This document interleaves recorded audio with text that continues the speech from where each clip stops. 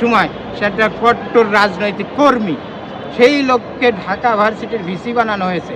আমি দোয়া করি তাদের, এই যে আমি বদনাম করতেছি, তারা সফলতা দেখায় আমার কথার জবাব দিক, তারা কাজে সফলতা দেখায়, বলুক যে না আপনি যেটা বলছেন তার চেয়ে আমরা যোগ্য, আমরা অন্যদের চেয়ে যোগ্য, দেখায় দিক। এই ভিসি, এই গভর্নর, এরা দেখাই দিক যে না আপনি বলছেন আমরা অযোগ্য, যোগ্যতা দিয়ে প্রমাণ করুক যে না আমরা যোগ্য। মনে হয় পারবে না।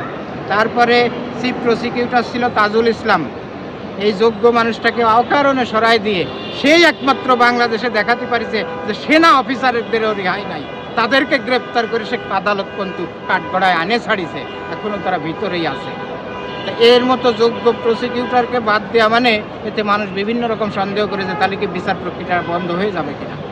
তা এইরকম বিভিন্ন সেক্টরে প্রতিদিন যে কি পরিমাণ রদবদল চলতেছে বিভিন্ন সেক্টরে, তা কল্পনা করতে পারবেন না। তাতে বেশিরভাগ জায়গায় হলো যোগ্য লোককে বাদ দিয়ে অযোগ্য লোকদের বসানো হচ্ছে। তার কোনো দলীয় পরিচয় আছে কিনা, তারপরে তার কোনো ওই আমাদের ওই ফান্ড দেওয়ার মতো বা আমাদেরকে দলীয় অর্থায়ন করার লোক আছে কিনা, তাদেরকে নিয়ে বসাচ্ছে। তার যোগ্যতা অযোগ্যতা পদ পদবি দেখা হচ্ছে না সেসব সেক্টরে। এসব বিষয়ে বিরোধী দল ব্যর্থ, জোরালো প্রতিবাদ করতে পারে নাই বা করে নাই। আমি এই জন্য বিরোধী দলকে ধিক্কার জানাই, জোরালো প্রতিবাদ করতে হবে। কারণ যোগ্য লোকের জায়গা যোগ্য, তার কোনো দলের পরিচয় আমার দরকার নেই। যোগ্য লোক যোগ্য জায়গায় থাকবে এবং সে চালাবে। এই যে ইউনুস সাহেব কেন চালাতে পারে নাই, আর সেই সব সচিব সব পুলিশ অফিসারটা সব ছাঁটাই দিতে গেছে, গ্রেপ্তার করেছে। একজন এসপি তার চেয়ারে বসে ডিউটি করতেছে, ডিউটিরত অবস্থায় একজন এসআই এসে তারে হ্যান্ডকাপ পরায় অ্যারেস্ট করে নিয়ে আসতেছে, আপনার বিরুদ্ধে খুনের মামলা হয়েছে। আর একজন এসপি পোশাক পরে ডিউটি করতেছে চেয়ারে, তারে কি ওইভাবে অ্যারেস্ট করা যায়? ইউনুস সাহেব এইগুলো করে সে ব্যর্থ হয়েছে, সে প্রশাসন চালাতে পারে নাই।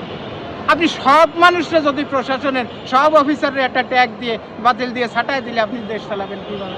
ইউনুস সাহেব এই করে ব্যর্থ হয়েছে। তো এরাও সেই পথে যদি এগোয় এটা ভুল করবে এবং সেটা করা ঠিক হবে না। যোগ্যদের জায়গা যোগ্য জায়গায় থাকবে, ভালো জায়গায় থাকবে, সেইভাবেই তাদেরকে দিয়ে দেশ চালাতে হবে। এই দেশের সন্তান না, এই দেশের নাগরিক হিসেবে তারা চাকরি পাইছে না। আমার ওই জামাত, বিএনপি, শিবির, আওয়ামী লীগ দেখার কোনো দরকার নাই। সে ওই দপ্তরটা, ওই অফিসটা সে চালাতে পারে কিনা, সে যোগ্য কিনা, যোগ্যতা আছে কিনা, এই অনুযায়ী করতে হবে। ইউনুস সাহেব ওই করতে যে ব্যর্থ হয়েছে, না হলে ওনার সফলতা থাকতো। খালি এই প্রশাসন চালাইতে পারে নাই বলে এইভাবে অনেকের ওই কান পড়া নিয়ে, অনেকের ভুল বুদ্ধি নিয়ে সেই কাজ করতে গেছে। বিচারক আচমকা একজন জাস্টিস, একজন বিচারক চেয়ারে বসে সে ডিউটি করতেছে, বিচার কাজ চালাচ্ছে, 1 ঘন্টা পরে সে তার খাস কামরায় যেয়ে শুনে যে তার চাকরি নাই। এগুলো কোনো নিয়মের ভিতর পড়ে না। এইগুলো করতেছে, এখন এরাও এরকম করতে চাচ্ছে। এরকম করতে গেলে এরা চরমভাবে ব্যর্থ হবে। এমনি অর্থনৈতিক অবস্থা খারাপ,